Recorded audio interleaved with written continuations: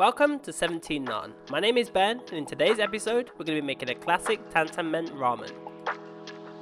Let's begin by breaking down a whole chicken, and we're going to use the chicken carcass for the broth and the legs for the topping.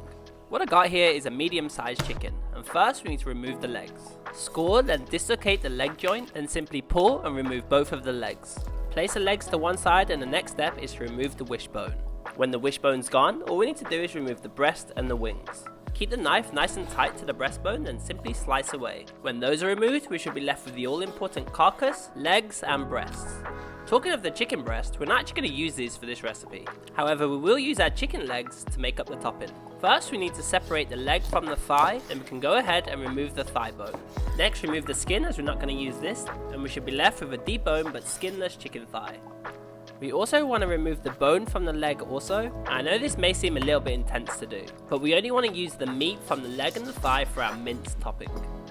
Now that we have our boneless skins and legs, we can go ahead and slice the meat up into a small dice. And the reason for doing this by hand is that we want to try and keep as much texture in the mince as possible. When nice and fine, place the mince to one side for now, but we're not quite finished with you just yet. To take the mince to the next level, we're going to add some duck breast and skin. Again, we're going to remove the skin from the breast, but this time we're going to use the skin. Traditionally, this topping is made up of pork mince, but the combination of chicken and duck will take the tantanmen to that next level. Slice and dice the duck until nice and fine, just like we did with the chicken. Then we can also mince up the duck skin too. Now that everything's relatively minced, it's time to bring everything together. Place the duck, the skin, and the minced chicken back onto a chopping board. Now take out the largest knife you can get hold of, then mince for a further minute or two to combine everything together. Then, when ready, we should be left with our own homemade blend of minced chicken and duck. Store this in the fridge for now, and we'll come back to cook this later. And this will make the perfect minced topping for our ramen. Now back to the chicken carcass from earlier. And what I've also got here is 250 grams of chicken feet with the toenails removed. These will add gelatin and enable us to create a creamy broth. First, take out the largest part you can get a hold of. Then to the pot, we first want to add the chicken carcass, some of the bones from preparing the legs and thigh, and 250 grams of chicken feet. And the first step to give us a milky white broth is to remove some of the impurities. Add enough cold running water to just about submerge the chicken parts. Take the pot and place onto a stovetop and turn the heat up to high. From here we want to bring the water up to the boil, and the next step is to extract all of the impurities from the chicken parts. When the water looks like this, we want to remove the impurities until it becomes clear. When clear, we can pass the chicken parts now for a fine sieve. And the next step is to wash the chicken pieces under cold running water to remove any extra impurities. When clean, add the chicken parts back into the pot, then top with fresh cold running water. Now we can place the broth back onto a high heat and bring the liquid up to a boil. And when ready, place the lid slightly cracked open over the top, and now we want to boil the broth for around 3 to 4 hours.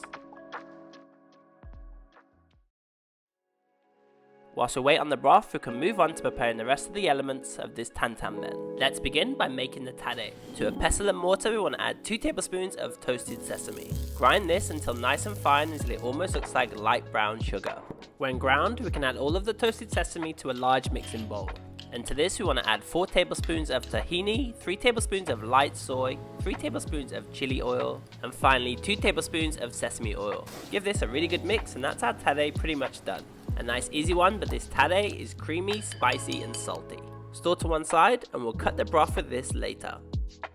Now, after 3 to 4 hours of the broth boiling, it's time to incorporate some aromatics. We're going to use 1 roughly chopped onion, 1 roughly sliced leek, half a napa cabbage also roughly chopped, 1 whole garlic bulb sliced into 2, and finally 15 grams worth of finely sliced ginger.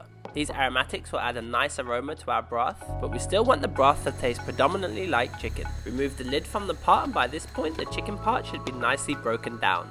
We're looking for the broth to be slightly milky, and it's at this point where we can go ahead and add all of the aromatics. And if we was to add these too soon, then we'd lose quite a lot of flavour from the aromatics. Continue to boil for a further 60 more minutes, and this will allow the broth to infuse. Fast forward 60 minutes and our broth should now be looking like this. Much more milkier, and the chicken part should be completely broken down. It's time to pull the broth from the heat, and we want to pass this for a fine sieve. This probably has to be the worst part for making ramen for most. I actually enjoy this step of making ramen, but this probably has to do with the fact that I can now turn my cooker off. Regardless, try to extract as much of the broth as humanly possible, then we should be left with a clear milky broth. Briefly pulse the broth with a stick blender, and what this will do is help emulsify the fat from the chicken into the broth. And that's it, our soup is ready, and we'll cut this with the tare just before serving. Keep the broth to one side or store in the fridge, and we'll come back to this later. Time to cook the minced chicken and duck topping, but first we need to gather these ingredients above. Place a frying pan onto a medium heat, and to the pan we want to start by adding 3 tablespoons of chili oil and 4 finely minced garlic cloves. Slowly fry the garlic until translucent and fragrant. Then when ready we can go in with the minced chicken and duck.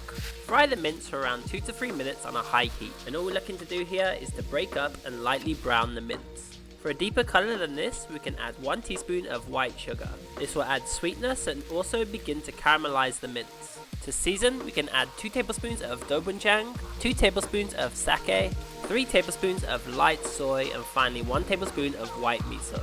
Mix this well, then allow the mince to absorb all of those flavours. This smells pretty damn good already, but we're not finished just yet. We can now add 2 finely sliced green onions, and we can mix this in too. This will add some balance to the filling and give it a bit more colour.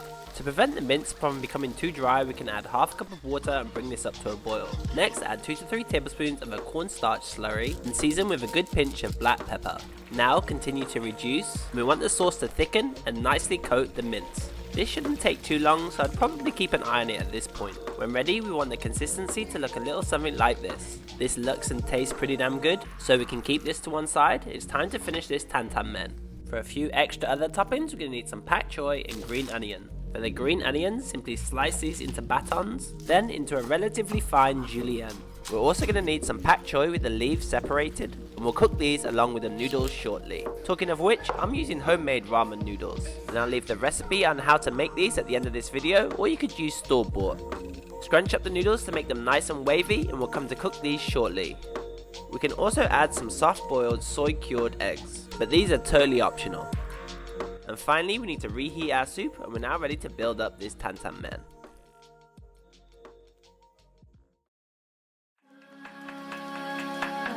First thing we need to do is to add 1.5 tablespoons of the tare.